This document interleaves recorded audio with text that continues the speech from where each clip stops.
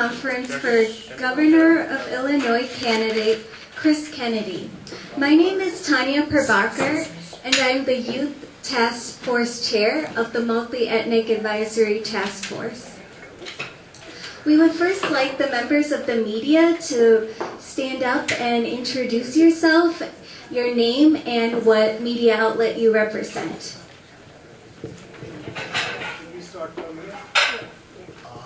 I'm Anmarumi from Pakistan News. I'm Jatinder Bedi from Hello NRI. My name is Elsie Sainivar, the editor of Vijay Times News magazine. I have 2 copies here, and this is for the Filipino American and Asian American communities. Hi, my name is Hemant, and I am publisher of the High India newspaper and Sandesh publication.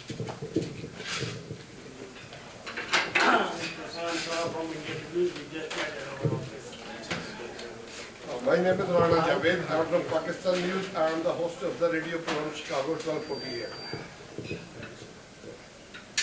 My name is Ramesh. I'm from India Post newspaper, which is publication from Chicago. Thank you. I'm Isaac Lewis, publisher of North London Community News. Yeah, we'll be here one more. The last shall be first, Isaac. Tariq Khawaja from newspaper Urdu Times.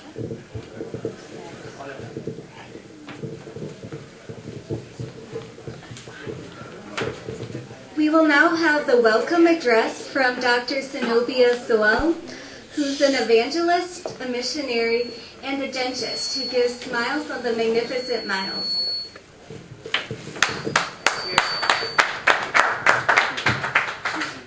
First of all, I'd like to welcome you, Chris, to this press conference.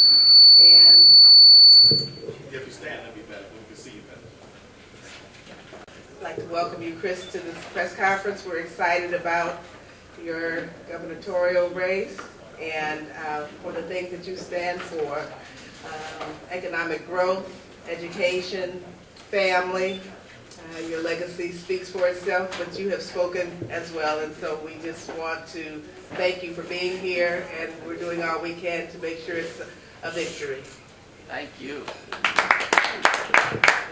Thank you, Dr. Zenobia. We'll now have Mr. Kishore Mehta, the chairman of MEATF, who owns a traveling agency and is a president of the Advanced Career Tech, give the opening remarks. Thank you very much, Tanya. Have a round of applause for Tanya for doing such a wonderful job. Thank you very much. Thank you. Good afternoon, friends and press media. Once again, I call you guys our press media partners. You guys are always there to help us. Thank you so much for that. We are grateful for all of you guys to join us to cover Chris Kennedy for Illinois campaign. Thank you. On that. American Multi-Ethnic Coalition and Multi-Ethnic Advisory Task Force are gratified for your dedication in field of media coverage. We thank you for that. It is my pleasure and privilege to update you all about Mr. Chris Kennedy's viewpoints, substantial his pledge of management and service to the Illinois state of and craft public awareness about Chris's qualification to be a next governor of Illinois. Our American Multi-Ethnic Advisory President and Multi-Ethnic Advisory Task Force founder, Mr. Dr. Vijay Prabhakar, who is a dynamic leader and visionary person, met Executive Director, Mr. Mo, and that is where the whole thing started for us. Mo gave us a very good idea along with Mr. Gerard Moore and Mr. Nagendra Sripada, he is here over there, during our meeting about Chris's campaign, his ideology and his vision about let's step up together. Yeah. That is the, I vision Chris has promised us, and his campaign centers around education and youth empowerment. We are captivated by Chris and his wife Sheila's non-profit organization called Top Box Foods, a non-profit organization to provide affordable food for all. His campaign philosophy: this campaign is not mine, it is ours. We can do this together. This state belongs to the people, and we need to get to a place where government works for us and with us. Thus, rest of his history, and MA and MEATF decided to endorse Chris Kennedy for Illinois campaign. Also, Chris and his running mate, Lieutenant Governor Rajoy, has very optimistic agendas to address just to name few, the economy and job creation, women's rights, LGBTQ, disability rights, healthcare, education, fight for 15, and gun violence, immigration, government reform, mental health, and tax fairness. Friends, our Illinois state has come to the crossroad, and now we have the opportunity to participate in changing the political landscape of the state. Let us all do our best to support Chris and his campaign and bring this change to Illinois. Thank you very much. I appreciate your time. Thank you, Mr. Kishore. Previously, Chris Kennedy was president of the Merchandise Mart in Chicago, where he created many, many jobs in Illinois and brought many new companies. As chairman of the University of Illinois Board of Trustees, he increased financial aid and increased the endowment for the school. He strongly believes in education, and he wants to work to create smaller class sizes and better school facilities. He wants to work to support a progressive income tax system. This means lower income individuals pay a lower tax rate. He would like to keep businesses in Illinois, which would create more jobs. And he actively wants to work to stop gun violence. He plans to do this by providing mental health awareness classes for victims of gun violence, and he'll work to control gun access. Please welcome none other than Governor of Illinois candidate Chris Kennedy. Thank you, everybody. Really, really nice. And I want to introduce my son, Chris Kennedy Jr.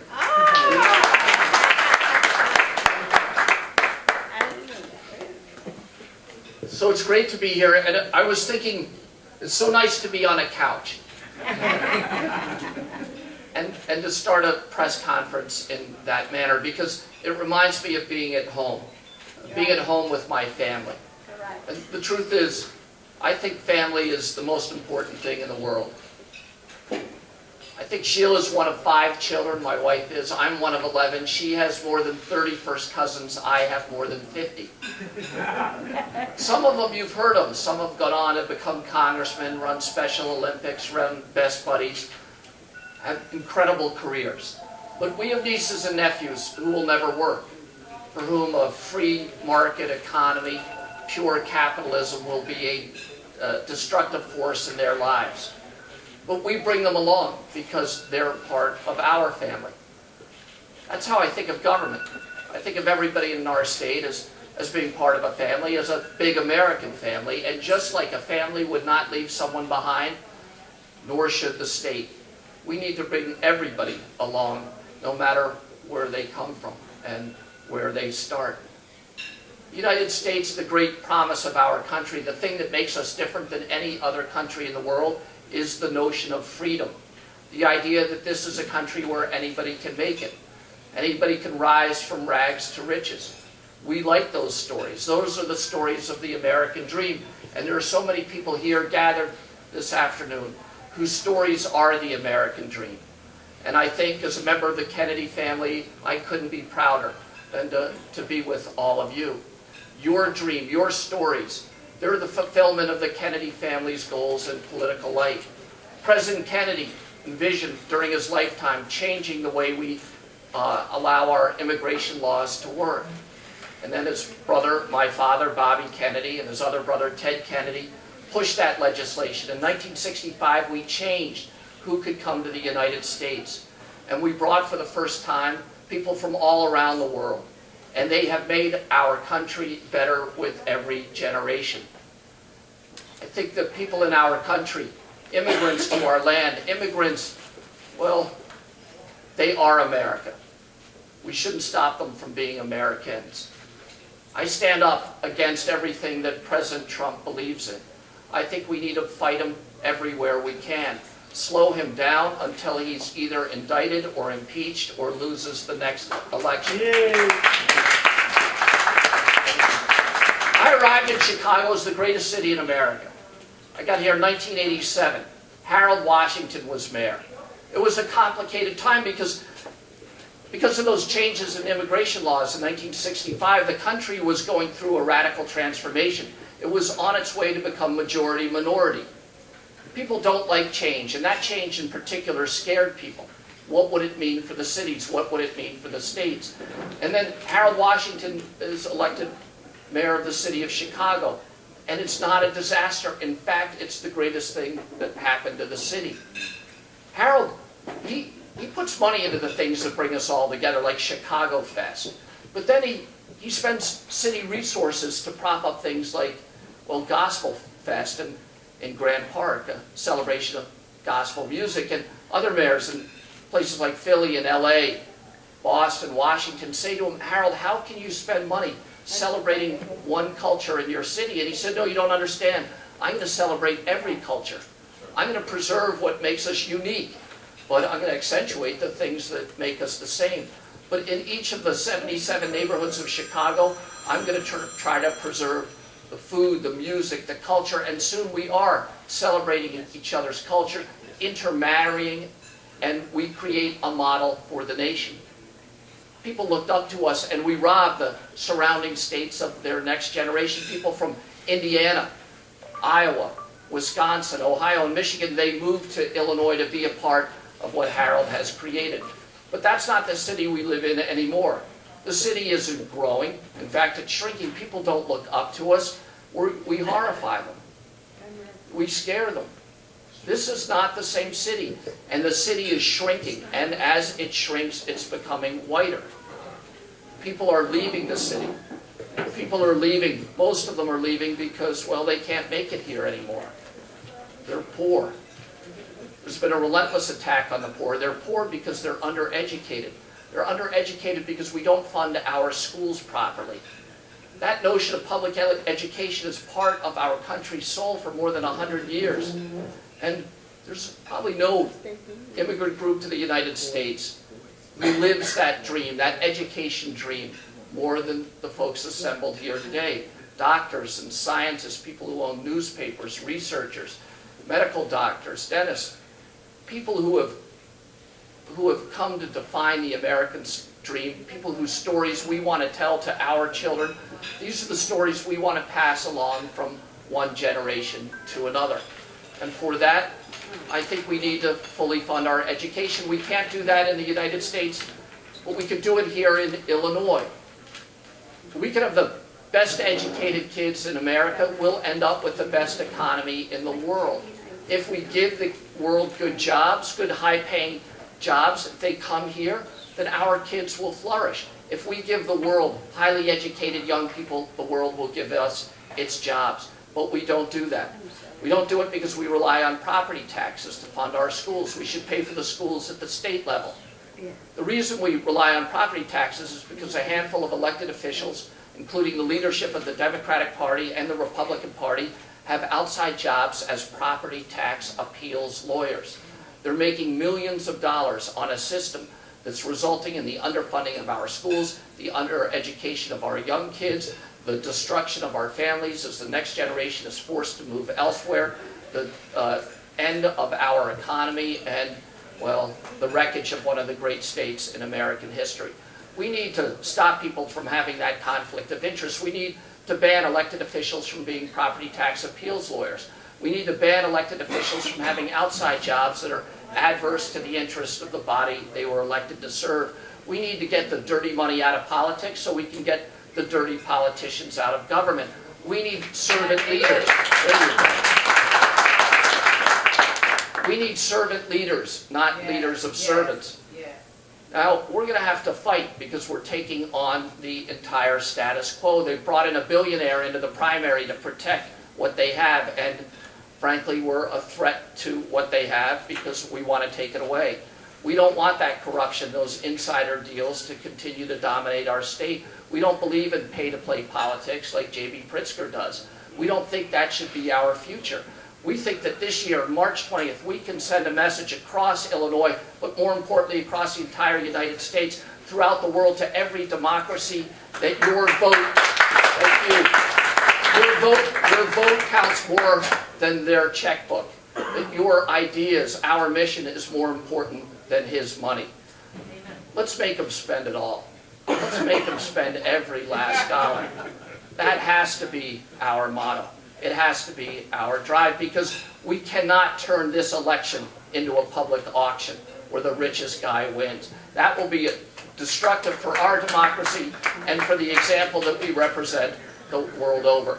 At this challenging time, we need to understand we will have to fight on every block of every street, of every precinct, of every ward, of every township, of every county across the state. And if we do that, well, I think we can keep the promise of our country. I think we can give our kids good jobs and long careers. We can keep them close to us in Illinois, and we can, at least in this state, once again make the American dream the dream for all Americans. Thank you all very much. Thank you very much. Thank you, Mr. Kennedy, for that truly inspirational message. We would now like to invite the floor open for questions. Not all at once.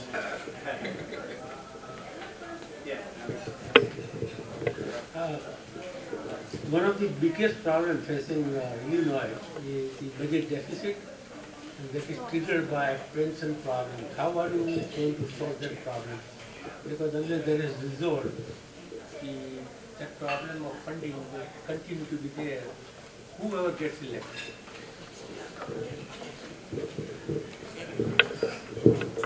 So one of the issues is that we have a budget deficit in the state of Illinois.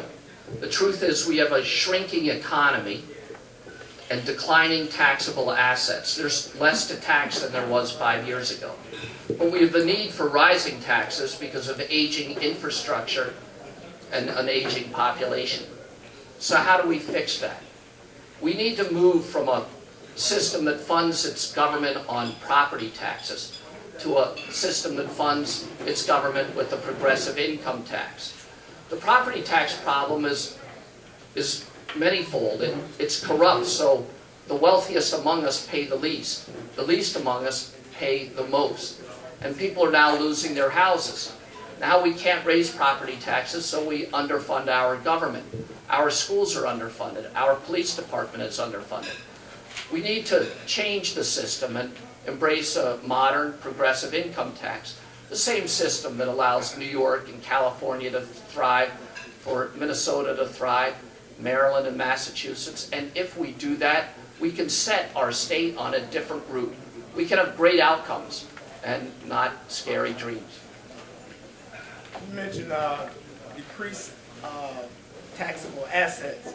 How do you propose to correct that? Sure. So how do we build the economy back? In the long term, there's only one thing that's ever worked in multiple cities and multiple decades in the United States, and it's the power of higher education research institutions. That's what drives the economy and the great economies in America. Silicon Valley is driven by places like Stanford and Berkeley. Austin, Texas by UT Austin. Research Triangle by Duke and UNC. Pittsburgh because of the University of Pittsburgh and Carnegie Mellon, and then Boston and New York. Boston has one college there, MIT. The alumni of MIT alone have started 30,000 companies. They employ 4.5 million people. I know we want companies like Boeing to move here. I know that we want companies like Amazon to move here, but even more important than an Amazon would be an MIT. And the fact is we already have that in the University of Illinois and other schools here, and we're attacking them with the cutting funds, driving professors out of state with the research that goes with them, robbing us of the very economic engines that have worked in every other community. And if we just support them here, we can give ourselves an economic fix, not for a decade, but for a century. That's what I believe. I have a question. It was very well said by you. You said family is the most important thing. Can you expound on that, what you really meant by family? And because we see so many broken families and so many divorce rates and families falling apart. So can you expound on that and tell us how? Sure. Yeah. I mean, the Kennedy family has had its family attacked in multiple ways, through gun violence and in other ways as well, drugs and gun violence. And yet we survive intact. We believe in each other and in supporting ourselves. That was what our grandmother and grandfather instilled in us. You are here to serve each other. The people who are around you, your brothers and sisters, your cousins, are the first people you need to take care of. But as a family, we need to take care of the country that's been so good to us. So it was a two-part message. Strengthen families and then use the strength of that family to protect the country that has contributing to our success. We need to understand, though, that people who are living in poverty, poverty is not the absence of money. Poverty is not the absence of money. It's a constellation, like the stars. It's a constellation of different forces that, when applied, can crush a marriage, destroy a family, break a home apart, make long-term planning impossible and short-term planning chaotic.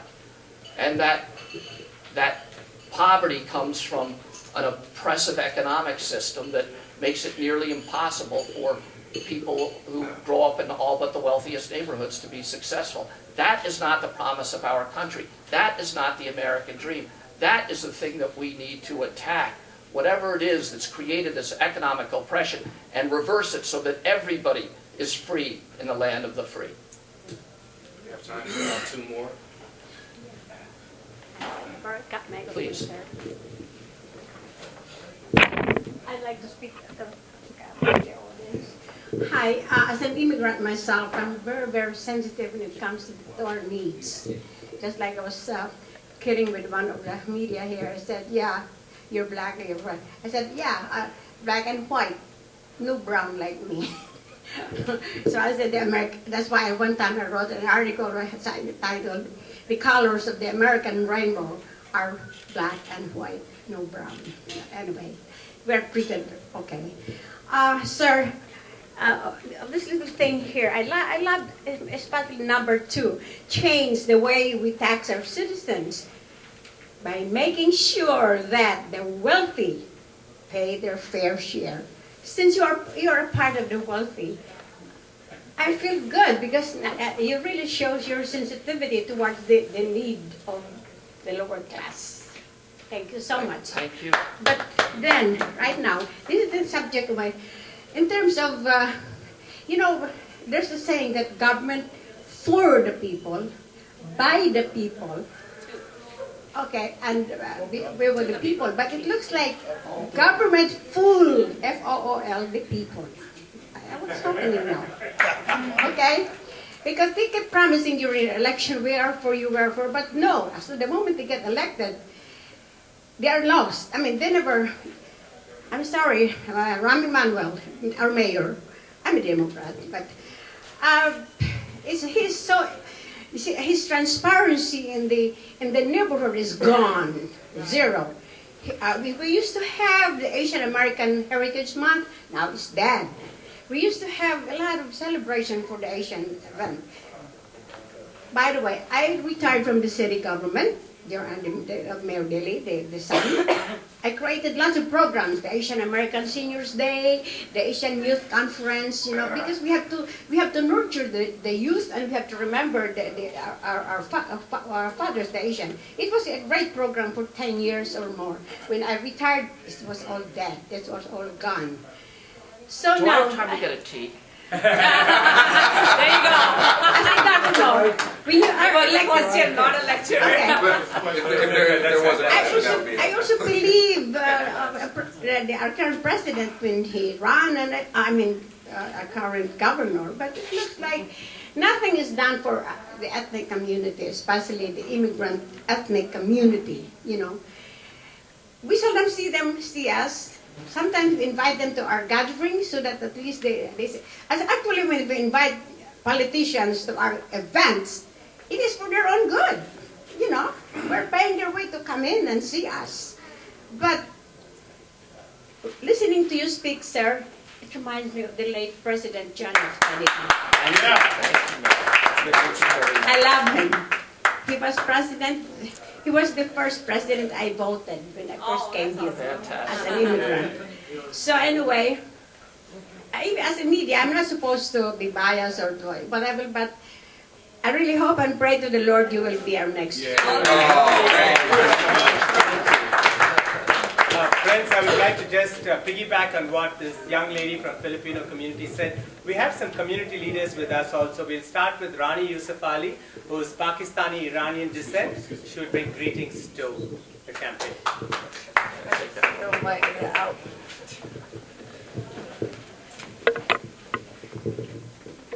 My name is Rani Yousefzai.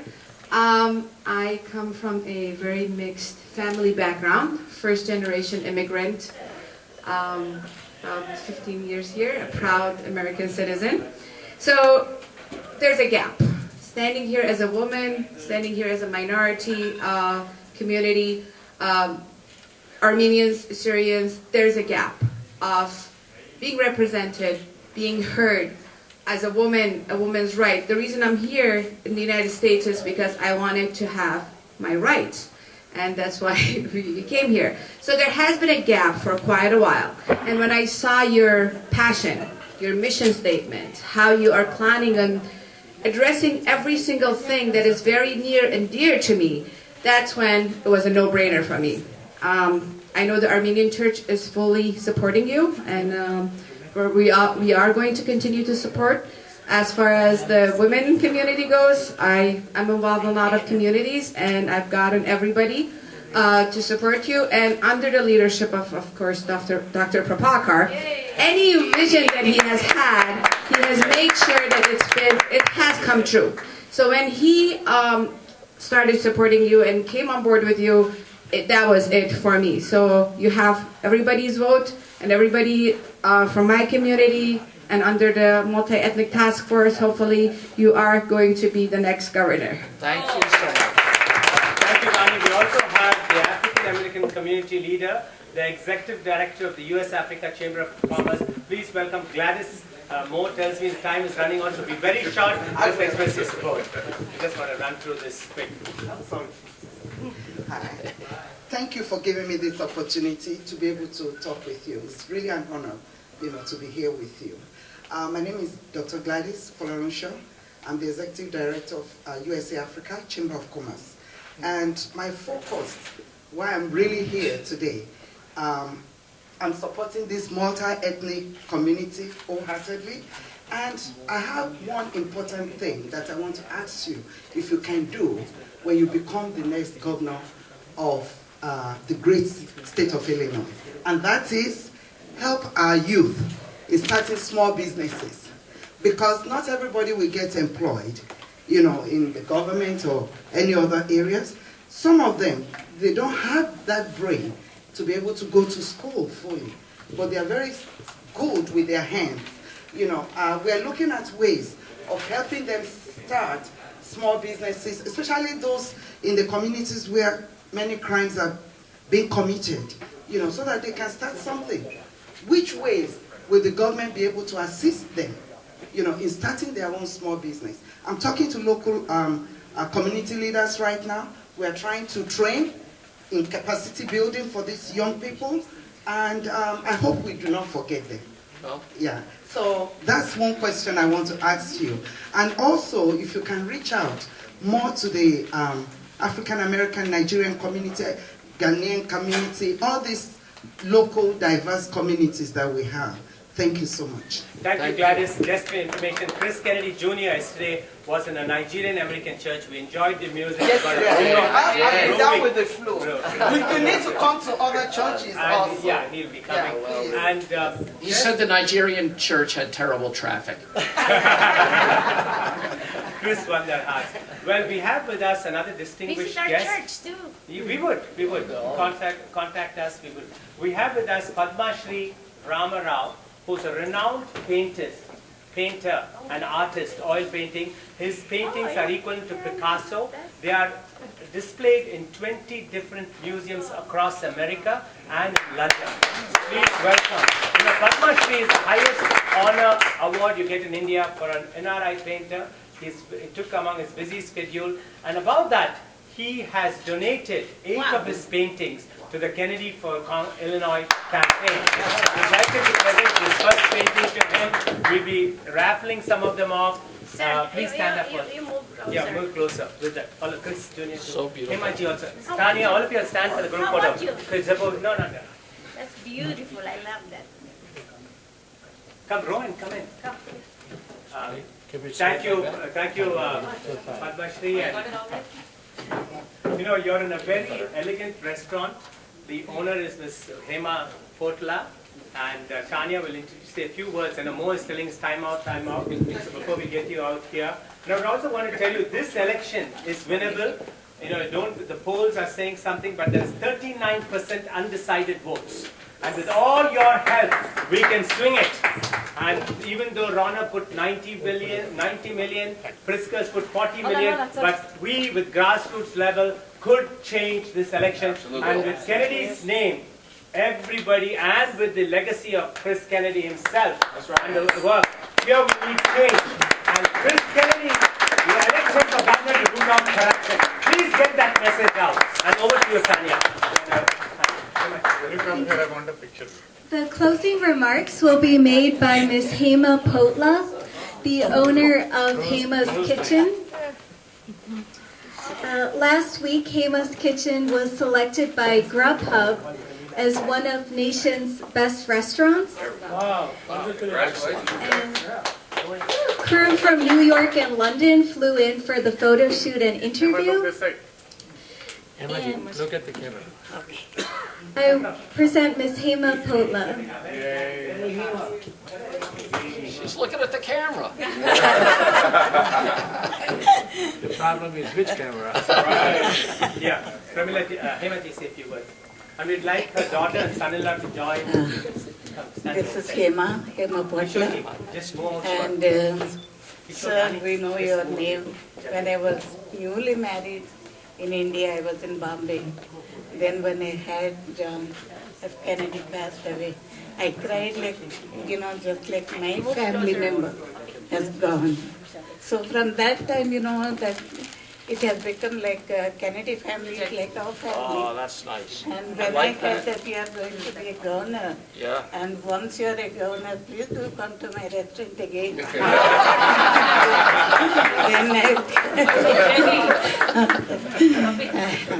And I am here from a long time, and my restaurant is like 25-year-old. And Mr. Congressman Danny Davis, he knows my restaurant. He suggests my restaurant for his fundraisers, for anything, any meeting. And they all come here. And by God's grace, then now you are here, and your son is here. It's like my family. And she has personally cooked tasty dishes for all of you guys. Show her love for Kennedy. When Vijay said you will be coming by 12 o'clock, so I came at 9 o'clock to cook. And now everything is cold again. I hope you don't mind that. No, it's great. Thank you very much for Introduce your coming, daughter and sir. son-in-law. All the best. And your grandson, Rohan. And my daughter. And Rohan. And my grandson. I have one more grandson. We are all going to vote for you. Saying there's a husband. Thank you. Husband is And, very yeah. shy and As always. And now you can give congratulations, sir, and you will be here again, I hope. Thank you. Yeah, now This that's is my This government. is his son-in-law, Daddy. all right. For you. Don't forget about John F. Kennedy. Because of him, we're all here. He made the landmark Indo-US exchange student program and immigration. In Indo-China war, he saved India by his intervention, and his father, Chris Kennedy's father, Senator Robert Kennedy, and his uncle, Senator Ted Kennedy, they were the pillars for the immigration reform, where you and all of us Africans are here. So we owe it back to the Kennedys, and this is the best time to say thank you. It's been 100 years in the government, and we're here, so please spread the word. Thank you, everyone. Let's hear it for Chris Kennedy for